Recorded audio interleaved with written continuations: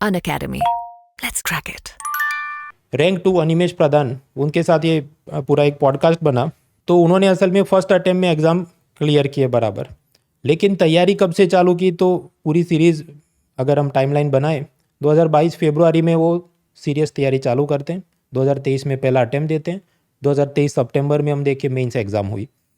तो तब तक ही गिनो तो 18-19 महीने की तो तैयारी चल रही है ना। तो यूपीएससी ऐसा है नहीं कि अभी 40 दिन में तैयारी हो जाए, 25 दिन में पैसा डबल, ऐसी स्कीम चलती नहीं है। अगर इस बार की आपकी ठीक तैयारी नहीं, अगले साल आप सुकून से करिए। और उसमें भी आपकी मदद के लिए 15 महीने का कॉम्प्रिहेंसिव कोर्स, जहाँ प्रीलिम, मेंस और बेसिक से लेके सब कुछ तैयारी होगी, including answer writing, live classes. तो अनअकैडमी का ऐसे प्लस सब्सक्रिप्शन लिमिटेड टाइम के लिए ऑफर है at the discounted price of 24,999 for 15 month, और discount code is monal.org। So starting first of all with demand for money.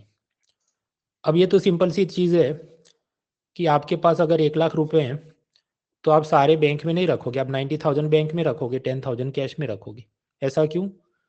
3 कारणों से जनता कुछ पैसा कैश में रखती है। पहला तो कारण हो सकता है ट्रांजैक्शन डिमांड, की डेली मुझे ये दूध, दही, सब्जी सब खरीदना है, ये सब पेटीएम और ऑनलाइन पेमेंट काम नहीं करे तो थोड़ा कैश होना चाहिए।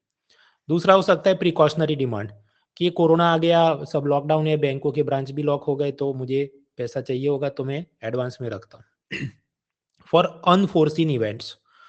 तीसरा कारण पब्लिक कैश में पैसा रखेगी फॉर स्पेकुलेटिव डिमांड। उनको लगता हो देखो अभी गोल्ड 60,000 का हो, फिर 70,000 का हो, फिर 80,000 का हो, तो मैं अभी खरीद लेता हूँ, या मैं वेट करता हूँ ये 59,000 का हो जाए और मुझे बहुत प्रॉफिट हो जाएगा।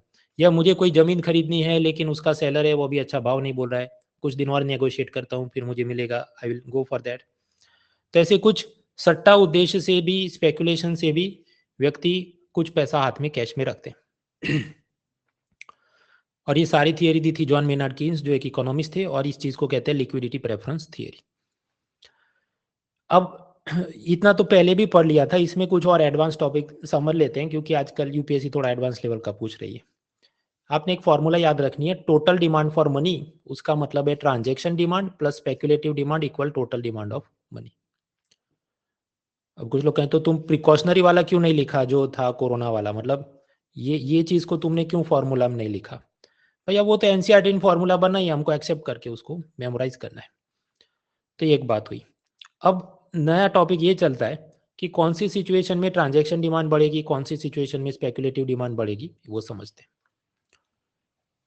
सपोज महंगाई बढ़ गई, कि पहले ऑनियन 10 रुपए के थे, वो बढ़ के 50 रुपए पर किलोग्राम हो गए।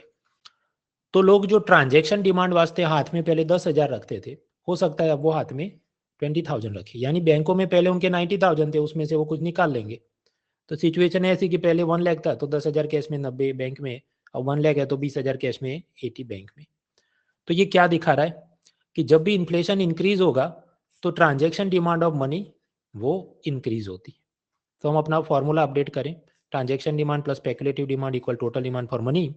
और यहाँ सबसे पहले क्या, ट्रांजैक्शन डिमांड कब बढ़ेगी, जब इन्फ्लेशन यानी प्राइस लेवल बढ़ेंगे। स्वाभाविक है बैंकों से पैसा उठाना होगा अगर आपको जो चीज़ें खरीदनी है वो महंगी हो चुकी है। So remember this for MCQ, transaction demand is directly proportional to inflation या प्राइस लेवल। महंगाई बढ़ेगी तो ये डिमांड बढ़ेगी।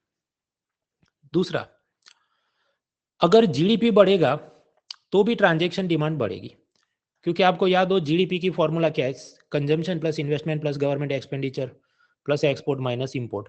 तो ये सब तो आपको क्या दिखा रहा है, एक प्रकार से कंजम्पशन, तो इसका मतलब कि पब्लिक शॉपिंग कर रही है। तो यानी अगर पब्लिक शॉपिंग ज्यादा कर रही है चीज वस्तुओं का प्रोडक्शन बढ़ा है, उस हिसाब से फैक्ट्रियों में लोगों को काम ज्यादा मिल रहा है, उनको सैलरी मिल रही है, बिजनेसमैन को रॉ मटेरियल खरीदना है, ये सब कुछ बढ़ेगा जब जीडीपी बढ़ेगा। और इन सब चीजों के लिए बहुत सारा पैसा आपने कैश में हाथ में रखना पड़ेगा।